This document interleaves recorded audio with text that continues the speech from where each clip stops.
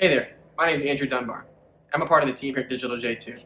Today we're going to be talking about A-B tests, also referred to as split tests or bucket tests. So what is an A-B test? An A-B test allows you to test out different variables on your website, landing pages, emails, and CTAs. You can try out things like different designs, imagery, or content. There are two main types of A-B tests, off-site and on-site. An off-site A-B test allows you to test out different elements on external platforms such as advertisements and sales emails. Say you don't have an open rate you expected for a sales email. Try an off-site A-B test. An on-site A-B test allows you to try things out internally on your website on the sales-related features. Say you have a customer that comes to your website. They're viewing your products, adding it to their cart, but not converting. Try an on-site A-B test. So, you're wondering where to try out A-B tests. Just look at your data.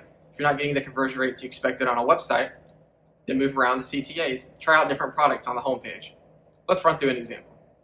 Say you have a CTA at the bottom of your website that's not performing well, but you have an idea to move it to the top. Move the CTA to the top and let it run for at least 7 days. If your data outperforms your existing CTA at the bottom, then optimize your website.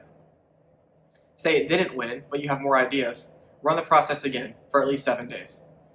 So to reflect, what is an A-B test? An A-B test is something you can use on your website pages, landing pages, emails, and CTAs. You can try different things with design, imagery, and content.